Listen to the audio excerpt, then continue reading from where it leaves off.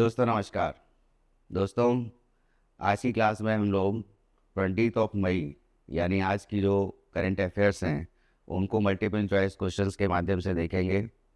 तो जिन लोगों ने अभी तक चैनल सब्सक्राइब नहीं किया है उनसे मेरा निवेदन है कि चैनल सब्सक्राइब कर लें और बेल आइकन दबा दें ताकि जो भी वीडियो अपलोड हो उसकी जानकारी आपको मिल जाए। जो चैनल पर नए हैं उनसे भी मेरी यही कहना है कि चैनल को सब्सक्राइब कर लें। वीडियो को पूरा देखिएगा, हो सकता है कोई इंपॉर्टेंट क्वेश्चन अगर मान लीजिए आप छोड़ते हैं बीच में तो लैप्स भी हो सकता है, जो कि एग्जाम पॉइंट ऑफ व्यू से मान लीजिए इंपॉर्टेंट हो। ठीक है, तो स्टार्ट करते हैं। फर्स्ट है, मई 2025 में EOS 09 उपग्रह को कक्षा में स्थापित करने में इसरो का कौन सा मिशन विफल रहा है? तो ये PSLV C61 मिशन जो था, इसमें ये सैटेलाइट EOS 09 ये अंतरिक्ष में जानी थी और ये फेल हो गया है मिशन। तो इसका आंसर है PSLV C61।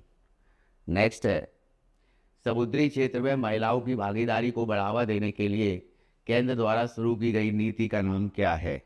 What is the name of the policy launched by the center to promote participation of women in the maritime sector? तो ये है सागर में सम्मान। सागर में सम्मान नाम का ये पॉलिसी बनाई गई है। इसमें महिला सशक्तिकरण को बढ़ावा देने के लिए और पनडुब्बियों में महिलाओं का, तटरक्षकों में भी उनका जो है योगदान देने के लिए ये पॉलिसी बनाई गई है।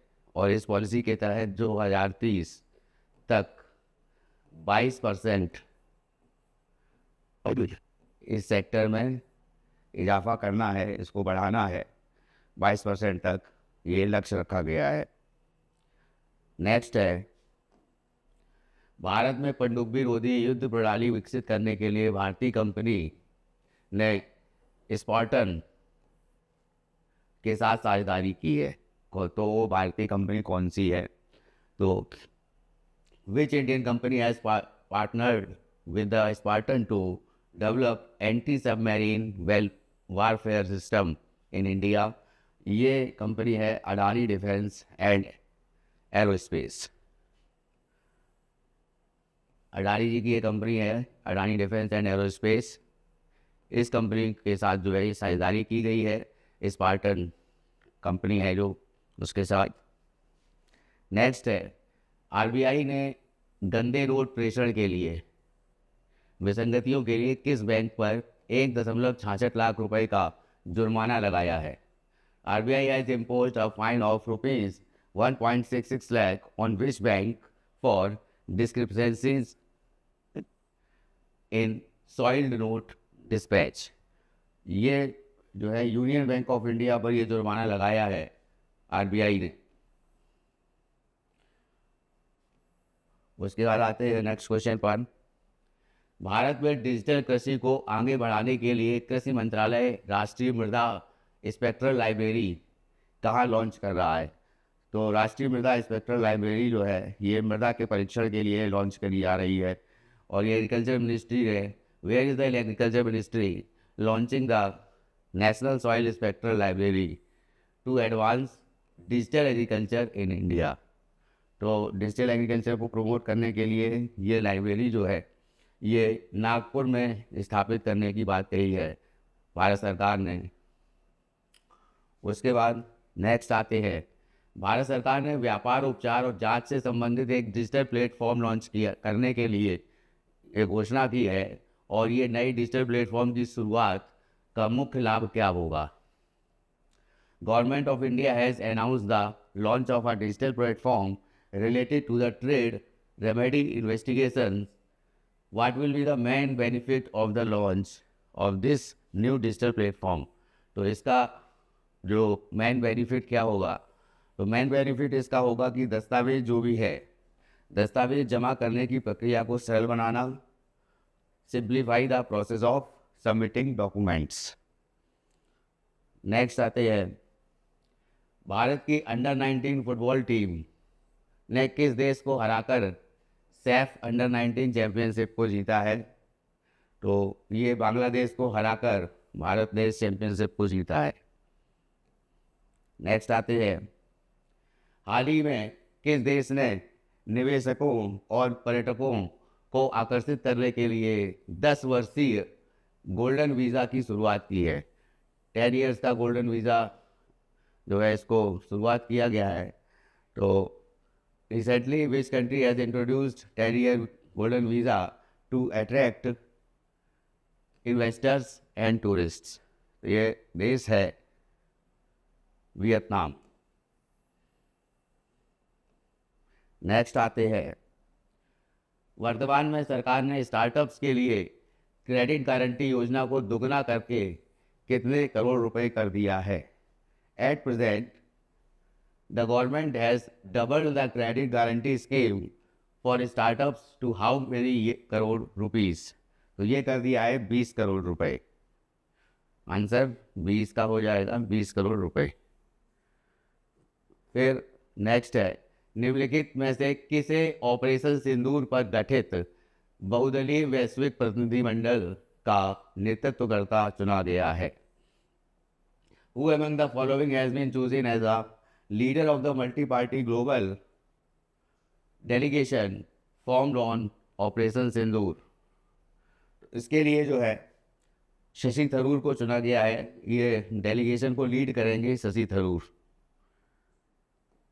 फिर है 20 से 24 मई यानी आज से 24 मई तक 4 दिन तक मलेशिया में आयोजन होने वाली लंगकावी अंतर्राष्ट्रीय समुद्री और अंतरिक्ष प्रदर्शनी LIMA 2025 के 17वें संस्करण में भारतीय प्रतिनिधिमंडल का नेतृत्व कौन करेंगे? Who will lead the Indian delegation at the 17th edition of the Langkawi International Maritime and Space Exhibition, Lima 2025, to be held in Malaysia from 20th May to 24th May? तो ये जो है संजय सेठ इसको लीड करेंगे इस delegation को और इसका नेतृत्व करेंगे। संजय सेठ जो है ये राष्ट्रीय जो रक्षा राज्य मंत्री हैं और जैसा कि हम लोगों को पता है कि राजनाथ सिंह जो है वो रक्षा मंत्री है, तो रक्षा राज्य मंत्री संजय सेठ हैं जो इस डेलीगेशन इसको जो है लीड करेंगे या जो भी यहाँ पर जो एग्जीबिशन होने जा रहा है मलेशिया में। ठीक है। फिर है, ईरान और अमेरिका ने तेहरान के परमाणु कार्यक्रम पर चौथे दौर की वार्ता पूरी की है। अब ये चौथे दौर की वार्ता जो है ईरान और अमेरिका ने मिलकर के कहाँ पर पूरी की है? न्यूक्लियर प्रोग्राम को लेकर के। तो Iran and the US completed the 4th round of talks on Tehran's nuclear program in, तो ये ओमान में ये कंडक्ट की गई है मीटिंग। उसके बाद नेक्स्ट आते हैं, हाल ही में राष्ट्र के वीरों को सम्मानित करने के लिए संस्कृति मंत्रालय ने कौन सी पहल शुरू की है? Recently which initiative has been launched by the ministry of culture to honour the heroes of the nation? तो इसमें ये जो संस्कृति मंत्रालय के द्वारा जो पहल लॉन्च की गई है वो है एक देश एक धड़कन। एक देश एक धड़कन ये लॉन्च की गई है। उसके बाद आते हैं, वर्तमान में भारत अपनी ऊर्जा आवश्यकता का लगभग कितना प्रतिशत बोल सकते हैं कि कोयले पर निर्भर है? तो टोटल एनर्जी में से जो कोल से एनर्जी बनती है या कह सकते हैं इलेक्ट्रिसिटी जो बनती है तो उसमें कितना योगदान है कोयले का? तो वो है 55%। 55% से जो ऊर्जा बनती है वो उसमें वो कोयले से बनती है। तो अभी भी बहुत ज़्यादा जो है परसेंटेज है, तो इससे जो कार्बन एमिशन है वो ज़्यादा होता है। तो इसको रिड्यूस करने के लिए अभी इलेक्ट्रिक व्हीकल्स आ गए हैं और साथ साथ में जो भी नवीकरणीय ऊर्जा स्रोत है जैसे रिन्यूएबल सोर्सेज हैं, जैसे सौर ऊर्जा है या पवन ऊर्जा है, तो सबसे ऊपर जो है वो सौर ऊर्जा को ही ज़्यादा प्रमोट किया जा रहा है। ठीक, नेक्स्ट आते हैं, हाल ही में किस देश में लासा बुखार के प्रकोप से 18 राज्य प्रभावित हुए हैं? लासा बुखार से 18 राज्य जो प्रभावित हुए हैं वो किस देश के प्रभावित हुए हैं? वो है Nigeria.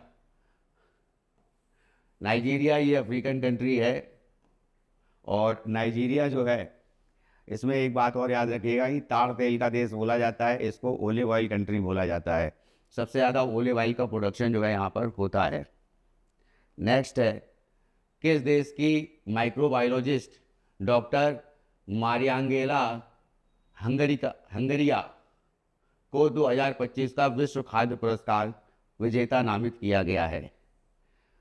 Microbiologist doctor Mariangela Hungria of which country has been named the 2025 World Food Prize winner? तो ये हैं ब्राज़ील की। फिर आते हैं नेक्स्ट क्वेश्चन पर, 15 मई 2025 को फीफा ने किस देश के फुटबॉल महासंघ पर लगाया गया निलंबन हटा लिया है? तो वो है कांगो गणराज्य, रिपब्लिक ऑफ कांगो। कांगो गणराज्य को लेकर के एक खास जो जोग्राफिकल नॉलेज है वो मैं देना चाहूँगा कि देखिए, पूछा जाता रहा है एग्ज़ाम में कि वो कौन सी नदी है जो कांगो को, या कह सकते हैं कि ये जो कांगो कंट्री है इसमें वो कौन सी नदी है, तो कांगो रिवर है इसी के देश के नाम पर, जो भूमध्य रेखा को 2 बार काटती है।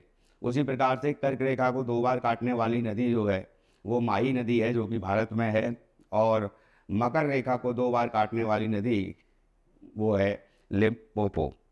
ठीक है, लिम्पोपो जो है ये अफ्रीकन कंट्री है, साउथ अफ्रीका की तरफ जो है वहाँ पर ये नदी पड़ती है। नेक्स्ट आते हैं, 2025 की इटालियन ओपन में पुरुष एकल का खिताब किसने जीता है? Who won the men's single title at the 2025 Italian open? ये इटालियन ओपन का खिताब कार्लोस अल्काराज ने जीता है, और ये कार्लोस अल्काराज जो है ये किस देश से आते हैं? स्पेन से आते हैं। तो जो मेजर करंट अफेयर्स थी वो मैंने आप लोग को बताई आज की, और जो भी करंट अफेयर्स की जो आने वाली दिनों की क्लासेस है वो भी कंटिन्यू रहेगी, और साथ साथ में इंडियन पॉलिटी की भी क्लासेस वो कंटिन्यू रहेगी, उसका भी वीडियो लेक्चर आपको जो है आगे देखने को मिलेगा। तो इसके साथ ही मैं ये भी कहना चाहूँगा, फिर से मेरा निवेदन है सभी लोगों से कि जो लोग भी इस वीडियो को देख रहे हैं या जिनको लगता है कि हमने उनकी तैयारी में थोड़ा भी योगदान दिया है, तो मेरा आपसे निवेदन है कि चैनल ज़रूर सब्सक्राइब कर लें, बेल आइकन दबा दें, ताकि जो भी नया वीडियो अपलोड हो उसकी जानकारी आपको मिल जाए। इसके साथ साथ ये भी कहना है कि ऑरा स्टडी के नाम से हमारी वेबसाइट है aurastudy.com और aurastudy.in। इससे रिलेटेड ऐप भी मौजूद है गूगल प्ले स्टोर पर। ऑरा स्टडी डालेंगे अगर आप तो वहाँ पर जो है आपको ऐप मिल जाएंगे गूगल प्ले स्टोर पर, ऑरा स्टडी। यहाँ पर आपको जो वेबसाइट है उसके माध्यम से टेस्ट सीरीज़ जो है, कुछ टेस्ट जो है वो फ्री होते हैं हर एक एग्ज़ाम के, तो वहाँ पर आपको टेस्ट सीरीज़ भी मिल जाएगी, साथ साथ में डेली के करंट अफेयर्स भी मिल जाएंगे।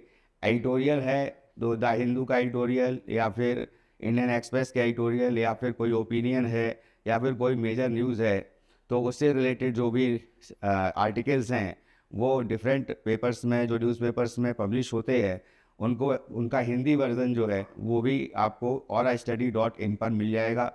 और बहुत ही सिंपल तरीके से ये साइट बनाई गई है। इसमें जो है पर्टिकुलर ब्लॉक्स है जिसके माध्यम से आपको जो है अलग अलग सब्जेक्ट के नोट्स भी मिल जाएंगे, टेस्ट सीरीज़ भी मिल जाएगी, और साथ साथ में PDF बुक्स भी है जिनको आप पढ़ सकते हैं वेबसाइट पर जा कर के। और जो aurastudy.com है वो टेस्ट सीरीज़ के साथ साथ लाइव कोर्स है हमारा, तो लाइव कोर्स को आप ज्वाइन कर सकते हैं यूपी PCS को लेकर के। तो यूपी PCS 2025 को लेकर के और 26 को लेकर के भी आप हमारा कोर्स ज्वाइन कर सकते हैं। साथ साथ में जो अदर एग्ज़ाम हैं, जैसे रेलवे का एनटीपीसी का एग्ज़ाम है जो आने वाला है, या एसएससी का एग्ज़ाम है जो भी आने वाले हैं, तो उनकी भी तैयारी हम कराते हैं। तो उसके लिए आप हमारे कोर्सेज़ को ज्वाइन कर सकते हैं। फ़ीस बहुत कम है, वेबसाइट पर जाकर के आपको सारी जानकारी मिल जाएगी। तो इस क्लास को यहीं विराम देते हैं। बहुत बहुत धन्यवाद।